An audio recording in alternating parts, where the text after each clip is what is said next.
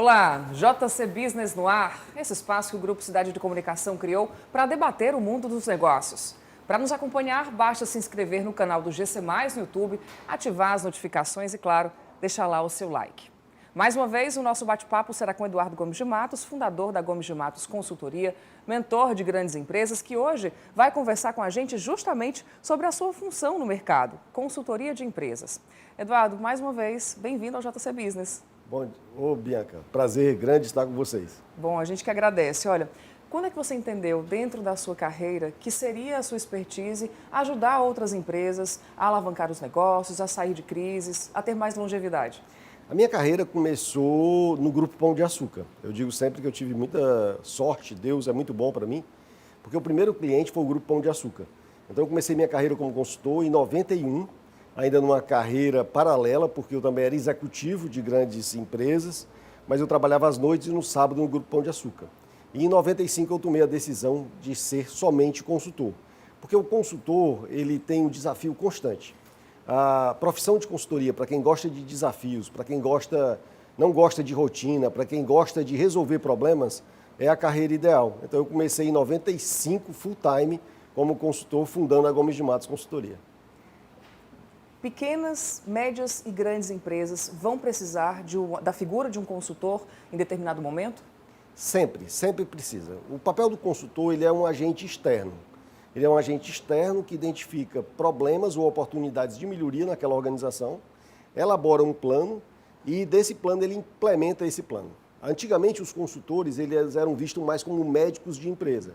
Eles faziam o diagnóstico e elaboravam uma solução que aquela empresa deveria implantar. Com o tempo, eu percebi que era muito mais efetivo se nós fôssemos terapeutas, fisioterapeutas de empresa. Então, não só dar o plano, mas ajudar o cliente a implementar todo aquele processo que a gente via que ia melhorar a organização. Então, assim, pequenas empresas precisam dessa visão externa para identificar oportunidades de melhoria dentro da organização, de inovação dentro da empresa, médias empresas e grandes empresas também. Identificar oportunidades. É interessante você tocar nesse assunto, porque não só apenas em momentos de crise, a figura do consultor deve estar presente em uma empresa, né? Exatamente. O consultor ele atua em dois grandes momentos. E existem especialidades de consultores nesses dois grandes momentos. Alguns são voltados muito especificamente para resolver dores que aquele cliente está sentindo, crises que aquela empresa está tendo. Então, assim, a gente é um consultor de turnaround. Quando a empresa está em dificuldade muito grande, você vai identificar por que aquela empresa chegou naquele momento de crise, quais foram as causas e como fazer para que aquela empresa faça o turnaround, para que ela volte ao mercado com mais saúde. E um outro momento é quando a empresa já está muito bem e quer efetivamente um processo de crescimento. Ela quer estratégias para definir o longo prazo, ela quer estratégias para melhorar o atendimento ao cliente. Então, existem algumas áreas da consultoria que exigem especialidades diferentes. É um serviço momentâneo.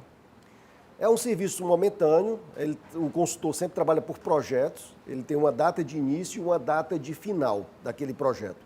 Mas, por exemplo, no Grupo Pão de Açúcar, a Gomes de Matos passou 10 anos no Grupo Pão de Açúcar, porque a cada ano a gente fazia o ciclo de gestão estratégica, definia novos objetivos para o Grupo Pão de Açúcar e a gente buscava, então, implementar esses planos. Então, enquanto o consultor estiver agregando valor para a empresa, enquanto isso for verdadeiro, o consultor deve permanecer. Na medida que, vamos dizer, ele não jamais agrega valor, ele deve entender o momento de sair daquela empresa para que a empresa possa caminhar com suas próprias pernas. Dentro das empresas, muitas empresas das quais você já teve a oportunidade de trabalhar, o caminho da crise, ele normalmente é o mesmo? O caminho da crise sempre tem alguns pontos que são semelhantes. 83% das causas de uma crise empresarial são internas. Às vezes o empresário coloca a culpa no mercado, no concorrente, numa mudança de tecnologia, mas 83%, segundo pesquisas que nós temos, elas são internas. É causa da gestão. O líder empresarial, o empresário, ele não se preparou adequadamente, nem preparou a sua empresa para viver diversos momentos. Porque uma empresa ela tem ciclos, desde o nascimento, quando o empresário pensa em colocar o negócio, até o envelhecimento e a morte da empresa. Mas dá para reverter essa curva e a empresa não chegar à velhice como nós seres humanos? Nós temos uma média hoje de 79 anos, 80 anos. E a gente sabe que a nossa curva, ela segue essa tendência. Uma empresa não, uma empresa eu posso reverter essa tendência e alongar a vida dessa organização para 120 anos, para 200 anos, mas eu preciso ter uma gestão muito boa dentro da organização. E o consultor, o que é que ele faz? Ele traz práticas de gestão para dentro do negócio. Então, como ele vive diversas realidades em diversos segmentos, ele traz o que há de melhor dentro dessas empresas, né, e pelos seus estudos, pela sua expertise, ele traz aquilo para dentro da organização para que essa organização evolua e tenha um tempo de permanência, de longevidade no mercado maior. E quais são os princípios básicos dessa longevidade? A gente sempre diz que o líder tem 3 grandes responsabilidades, o empresário tem 3 grandes responsabilidades, que a gente chama de SCP, que é sobrevivência, crescimento e perpetuidade. Então, todo empresário quer que a sua empresa sobreviva, não é? Ele quer que a empresa cresça e que ela se torne longeva. Todo empresário quer isso. Então, a gestão é fator crítico para isso. Se eu não tiver uma boa gestão, e uma gestão significa fazer bem o que eu faço hoje, mas também preparar a minha empresa para amanhã, a empresa corre riscos de não ter relevância no mercado ou desaparecer. Então, a gente sempre coloca que são coisas assim básicas que nós temos que ter dentro de uma organização para que ela tenha sucesso. Primeiro ponto é criar valor.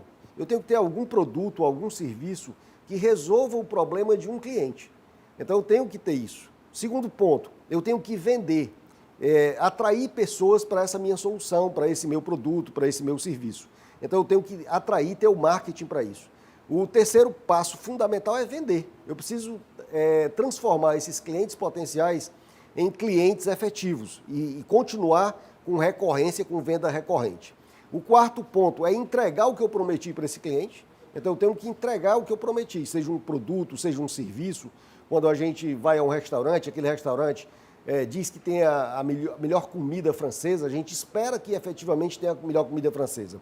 Quando a gente vai a um dentista e o dentista diz que é o melhor serviço, a gente espera também esse serviço. Então, a empresa tem que entregar aquilo. E o quinto ponto que a empresa tem que fazer, fazendo essas 4 operações anteriores, que é criar valor, atrair clientes, vender e entregar efetivamente o que ela prometeu, é lucrar. A empresa tem que lucrar para que ela possa efetivamente ter sobrevida. O lucro, eu sempre procurei uma definição de lucro, Bianca, para passar para o empresário. Então, lucro, as pessoas dizem assim, o principal objetivo de uma empresa é o lucro. Não, o objetivo não é o lucro, mas sem lucro não há vida. O lucro é como o ar que a gente respira, é como a comida que a gente come, ou como o sangue que corre nas nossas veias. Sem isso não há vida. Então, a empresa precisa ter efetivamente lucro para que ela possa permanecer viva, possa investir e crescer. Você acredita que a boa parte dos empresários sabe qual é o lucro da sua empresa ou não? A maioria não sabe. Infelizmente, é uma coisa básica que quando a gente começa dentro de uma organização, uma das primeiras coisas que a gente faz é identificar qual é o lucro da empresa. Quanto essa empresa efetivamente está tendo de lucro em todas essas operações, para que a gente possa mensurar quais são suas receitas, qual é o custo daquele produto, daquele serviço que ela vende, quais são os impostos, qual é a receita líquida, para aí a gente tirar todos os custos, despesas, para a gente ter o EBITDA, que é justamente o resultado operacional do negócio. Se aquela operação daquele negócio está tendo resultado ou não, para depois aí a gente fazer, então, as taxas, depreciações, despesas e receitas financeiras para a gente ter o lucro líquido. Agora, normalmente pede-se ajuda quando já está em uma situação de crise, né? Em um momento de dificuldade. Então, como fazer o empresário entender que a busca dessa ajuda, esse investimento, vai ser importante naquele momento? Isso anteriormente tinha muitas piadas sobre consultor, né? A profissão de consultoria era vista como aquela pessoa que pedia o teu relógio emprestado para te dizer que horas era e cobrar por isso. Então, isso mudou muito nesses últimos 30 anos, praticamente, que eu atuo no mercado. Então, quando eu comecei aqui no Ceará, em 1991, nós tínhamos pouquíssimas consultorias no Estado. Hoje, nós temos inúmeras consultorias no Estado, isso é bom, né? Porque gera mais negócios e gera mais competitividade, mais desafios, não só aqui no Ceará, mas como no Brasil e no mundo, o número de consultorias aumentou consideravelmente. Então, para você ter uma ideia, em 1980, nós tínhamos 5 consultorias no mundo que tinham mais de 1.000 consultores. Em 1990, 10 anos depois, nós tínhamos já 30 consultorias que tinham mais de 1.000 consultores no mundo. Hoje nós temos consultorias, algumas delas que têm mais de 100 mil consultores no mundo e que atuam em mais de 60 países. Então é um mercado realmente que cresceu muito porque os empresários perceberam que ele não é o dono da verdade, que ele não tem todos os conhecimentos, não tem todas as expertises. Então essa transferência de tecnologia, essa transferência de conhecimento por parte do consultor para o empresário, para a empresa como um todo, é muito mais barato, é muito mais rápido e ele sabe os caminhos das pedras, o que aprendeu, o que deu certo, o que deu errado, em todas as áreas, na área de estratégia, na área de pessoas, na área econômica financeira, na área de processos. Então isso é muito mais fácil. Imagina uma empresa querer implantar uma ISO 9000 e aí eles estudarem para implantar uma ISO 9000. Quanto tempo essa empresa não vai levar? Ao passo que se contratar uma consultoria, você implanta em um ano uma ISO 9000. Você implantar um programa de cargos, carreira e remuneração, que a gente chama de PCCR, né? Para definir todo o processo de trilhas de carreira, a remuneração das pessoas dentro de uma organização. Imagina uma empresa ter que estudar aquilo e depois aprender com os próprios erros. E a consultoria não, ela já passou por várias empresas, várias organizações, viu o que dá certo, viu o que dá errado, para implantar isso em 6 meses. Então é uma ajuda momentânea que agrega muito para a organização. É importante que essa consultoria seja setorizada para o mercado de moda, para o mercado, enfim, para cada consultor tem uma expertise em determinado quadro, né, dos negócios, isso. Legal, Bianca. Assim, existem algumas empresas, principalmente nos grandes mercados. Se a gente pegar o mercado americano, elas têm muito essa especialização por indústria. Se a gente pegar São Paulo, Rio, os grandes centros, também tem uma especialização por indústria. Aqui no Ceará tem alguns consultores, algumas consultorias que têm essa especialidade, ou com segmento de confecção, ou segmento de logística, ou segmento de transporte, ou RH, se especializam nesses pontos. Mas a gente acredita muito na visão generalista, porque todas as áreas estão interligadas. Então, quando você é generalista e você tem uma visão do todo, você pode agregar mais. Então, a gente sempre diz que nós somos generalistas e especialistas. Eu acho que esse é o caminho. Você ser generalista, entender do todo e ter uma especialidade em alguma área de conhecimento, como estratégia, pessoas, financeiro, tecnologia, inovação e por aí vai. O mercado cearense ele ainda é muito pequeno para nós termos consultorias específicas ainda em segmentos, né? Em alguns segmentos. Se bem que nós temos hoje, por exemplo, consultores especializados no segmento supermercado. Ele só trabalha com supermercado, porque ele conhece com profundidade o supermercado. Mas é uma opção de carreira de cada consultor. Qual o seu principal desafio como consultor de empresas? O nosso principal desafio como consultor de empresas é fazer com que as empresas adotem essa nova gestão, essa nova postura diante do mercado, porque muitas empresas irão desaparecer porque não se permitem aprender e desaprender, às vezes, o que gerou sucesso. Então, o nosso grande desafio é fazer com que a liderança da organização implemente essas mudanças e tomem decisões difíceis.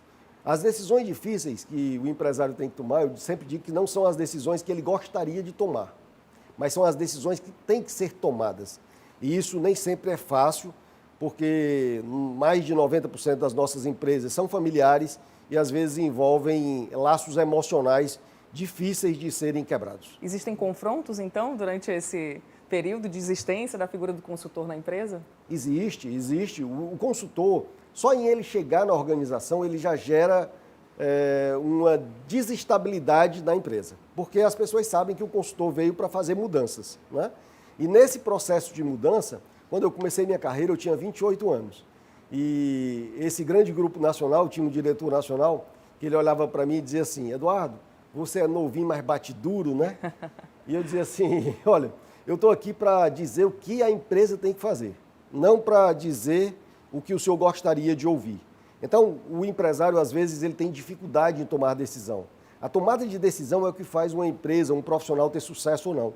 Porque nós somos reflexos das nossas decisões. E, às vezes, o empresário tem uma grande dificuldade em tomar as decisões difíceis. O que é necessário fazer? Se ele não fosse aquela pessoa, se ele contratasse uma pessoa de fora, o que aquela pessoa faria efetivamente para aquela empresa dar resultados? Para que a empresa tivesse relevância, para que a empresa tivesse longevidade? Essa é a decisão mais difícil que o empresário tem que tomar. Na figura do consultor, ela planeja e também executa ou isso fica a cargo da empresa? A gente sempre diz que a gente está do lado dele na execução, mas a gente nunca pode assumir o lugar do empresário, do líder, do gestor. E muitas empresas de consultoria cometem esse erro. Elas assumem isso aí. Isso aí existe uma consultoria, uma especialidade de consultoria, que a gente chama de consultoria de intervenção.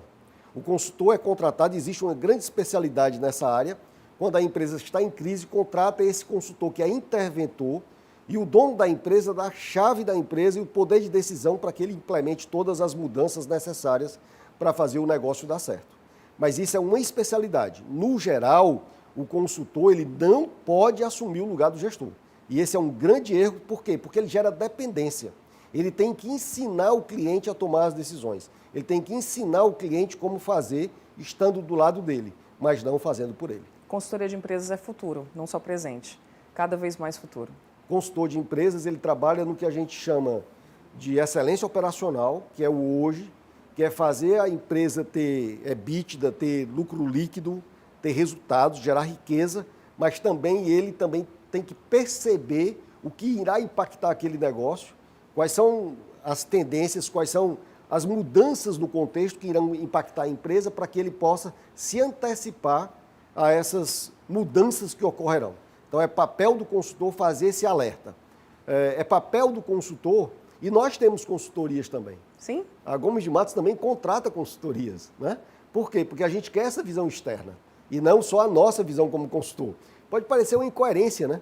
Como é que uma consultoria contrata outra consultoria para fazer consultoria? Mas é porque a gente entende que, às vezes, essa visão externa e essa expertise que nós não temos, ela irá agregar valor ao nosso negócio. Então, tem que ter essa humildade para entender que você não domina todas as áreas e que é muito importante trazer pessoas de fora que irão te ajudar. Agora, o consultor tem que ter posicionamento. A gente sempre diz, se você não se posiciona, você será posicionado. Então, todo consultor tem que ter o posicionamento dele, ele tem que dizer efetivamente o que tem que ser feito na opinião dele naquela empresa, embora ele não seja o dono da verdade, embora ele também aprenda muito com a empresa. Então, todas as empresas, as grandes empresas que nós já passamos, médias empresas e até pequenas mesmo, a gente aprende também muito com o cliente. Para que vocês tenham esse olhar mais amplo, também trabalham em equipe, prestando a consultoria? Sim. Na nossa empresa, eu aprendi isso, a gente sempre aprende. Quando eu trabalhava, no início da minha carreira, eu trabalhava sozinho.